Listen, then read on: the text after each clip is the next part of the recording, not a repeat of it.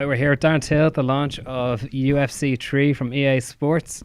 How you getting on? I'm good, mate. We're going to start off with a gaming question first. Okay. So you get your copy of the game, you undo the wrapper, you've checked out your own stats and everything. Who's the first fighter that you're playing as and why? Khabib.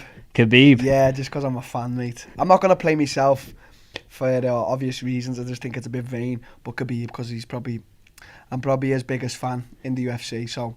And who's your opponent going to be for that first Khabib fight? I'm sure a lot of our Irish UFC fans be interested now. Maybe Conor or maybe Ferguson. It's either one or the two, innit? And if it's Conor, what's your strategy going to be? Take him down, pressure on.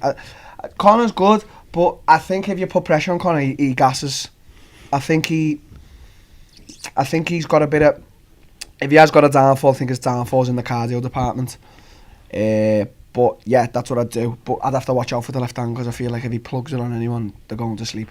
Yeah, well, you know, he's circled around 170 every now and then. You're making waves up there yourself. Could you ever see that fight happening? Yeah, definitely, 1,000,000%. And what would the approach be? He wouldn't be able to stand with me, would he, mate? He's good, but... How long would you give him? I don't reckon Conor would last more than a round. I really don't. Too big, too powerful, too intelligent. He's a southpaw as well. He's tailor-made. Really good fighter, but I just don't see him coming close to beating me. Is that something that you visualise? Could you call a shot, or...? I don't really visualise Conor at the moment. No one knows what Conor's doing, so he's out of sight, out of mind, sort of. If he comes back, I don't think he'd come to 178. I think his weight's lightweight. I think he's going to come back, defend. If he wins, he wins. If he gets beat, I think he'll call it a day. He's done what he's needed to do. Do you know what I mean? Yeah, but on the off chance you get the 170 strap, he looks at the numbers, goes, hey, that fight makes sense. Do you think you'd do the business? 1,000,000%. Conor can't beat me. There is not a hope in hell Conor can beat me. It's just not possible. Where does he beat me? I'm too sharp, too fast, too powerful. So, too powerful and he doesn't have the gas, you think? Not necessarily, just as a relentless wrestler as Khabib, if for an example if Khabib is, first round Khabib has to be really careful. Second round, because I feel like Conor plugs him on with that left hand, he knocks him out. But then you're coming into the third and the fourth, Khabib's still at like the same pressure as he was in the first, and he's gonna take you down. The thing is, he doesn't take you down and lie on top of you. It's like he throws you about and he doesn't let go. He's the best wrestler in the UFC without a doubt. Yeah, do you think he'll eventually be lightweight champ? I think he'll be lightweight champ. He might even come to welterweight. How would you fancy that? Beat him as well, mate. What would the strategy be there? Well, my takedown defence is better than Conor's, and I'm bigger and stronger than Khabib as well. So it's just the same thing, really, mate. And you've said you see yourself as champ, 170 champ by the end of this year. What's the timeline on that? How many fights do you think you need? 2. Next fight and then champion. So you think, say hypothetically, maybe Wonder Boy, then next thing? Yeah. Yeah? Do you think that fight's going to happen? Yeah, 1,000,000%. 1,000,000%? 1,000,000%. Wonder Boy needs to accept now. As soon as he accepts, we both sign. Dana makes the fight happen in America somewhere. I fight him, I beat him, and then I wait for Tyron to decide if he's coming back or not. If he doesn't come back, he vacates the belt and he puts it up for me against Colby, Dos Anjos, Robbie, Masvidal, anyone. Yeah, and you've said before of kind of the guys around the top of the rankings at 170 that they are the two that you think are the most dangerous, Woodley and Thompson. What are the dangers that they both have and how are you going to bypass them? I just think Thompson's such a clever striker. I think he's so clever in what he does. He's not really a power striker. He's just very clever. He knows how to keep the distance and he knows how to win like on points necessarily. Like, not that he's a boring fighter, but you know, he's very safe. And I think Woodley's becoming the same. Woodley's such a powerful guy, and he's a really, really impressive wrestler, and he's got heavy hands. But still, when I say about them two things, what I've just mentioned, I still don't see where they beat me. Just looking at the three of us, me, Thompson and Woodley, I am the more superior fighter than the two of them. Yeah, and in the last week or so, Gunnar Nelson's looking for a fight with you. I saw John Kavanagh was also tweeting about it. Is that off the table, or do you think you're looking upwards, or do you think that could happen? I don't look upwards or backwards, mate. If there's a fight there, there's a fight. He's coming off a loss. I don't know where he's ranked. I don't care really. If he wants to fight and if the UFC want to make it happen, let's do it. I think he's 13 at the moment. There you go then. I don't really care anyway, mate. If he wants to fight, we can fight. That's just how it is. Yeah. Very good. And so your first pro fight was when you were 15, is that correct? Yeah, 15. So what do you remember from that event, from that kind of experience of going in there for the first time? I was 15. It was in Scotland. It was in the Greenbank Stadium, the Greenbank Hall. Sorry. It was against a guy called John O'Loughley. Was it John O'Loughley? And he was 26. I was 15, and just ended up beating him to death. And then it went from there, didn't it? Yeah. So when you're going in against 26-year-old, is there any bit in your head that's kind of going, what have I got myself into here? Have I ended up here? Or are you just going in there? No, I like fighting, mate. I really like fighting. I don't really care who it's against. Like, I don't mind getting hurt. Like, I don't mind.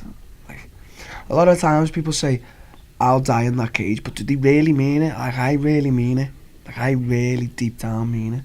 So, I don't really care who it's against. You know what I mean? Yeah. And then kind of moving on, say your first MMA match fight in a cage. What age were you when that happened, when you transitioned over? I was amateur. I was 17. It was in the Olympia in Liverpool. I had 4 amateur fights. I won them all. And then, obviously, I made the move over to Brazil. And then I went professional over in Brazil. And then I came back. So, yeah, first MMA amateur. First professional MMA fight was at 20. First professional amateur was at 17. So, like a 3-year, And do you have any particular memories of that night, or first time being in a cage, how that felt different to a ring? Yeah, it felt different. I remember the guy, I've got a scar on my head, the guy, like, gave me a good wallop on the head, and then I just seen red, and I was like, oh, we're having it now, son. And then, obviously, my first professional was in Brazil, and it was against, like, one of the good guys in the area, and like he was saying he was going to beat me and that, and I beat him. I beat him on points, and then, just from there, I can remember vividly every fight I've ever had in my life. Really? I just have memories. I can near enough remember all the names of the guys I fought, even the guys who beat me. So, it doesn't something like that, a spectacle like that can never leave you. So there's always a vivid memory, you know what I mean? And when you think about the experience of kind of getting yourself sized up for a fight and making the walk, does that change along the way as a kind of you're working your way up the food chain, or is it always the same? Not really. It's just business. At the end of the day, it's just fighting for something, fighting for what you set out to do. It's like with me, I just don't really care about the pressure or the nerves or like I get scared when I go into a fight, but I just don't care. I block it out and I'm ready to go in and have it. Like, that's how I see it. I just think, let's go, let's have it.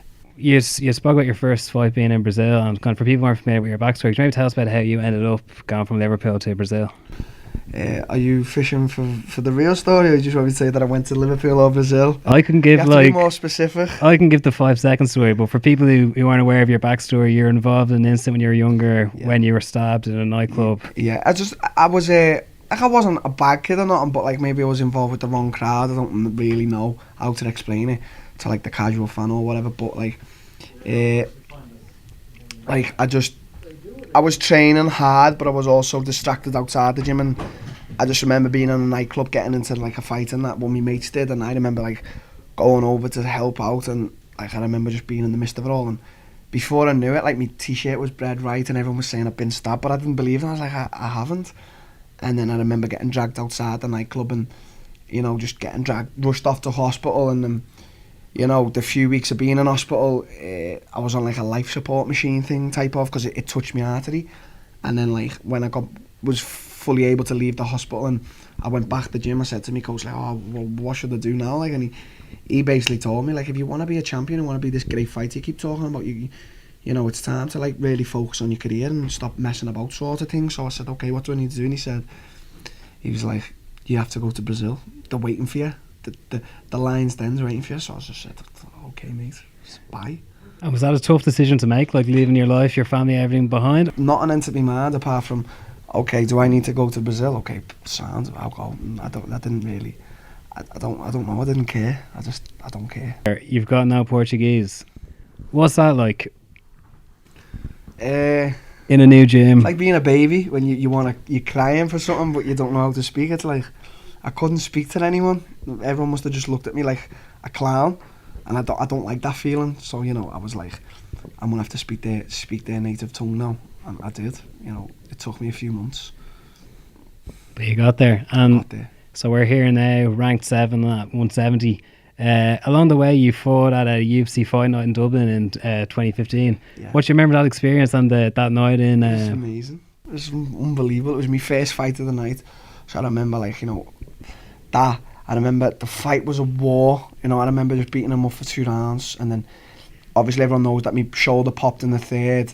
But I don't really like to speak about it. At the end of the day, he beat me up in the 3rd round. I don't want to, I never make an excuse. He won the 3rd round fair and square. There's no shoulder popping or anything with me.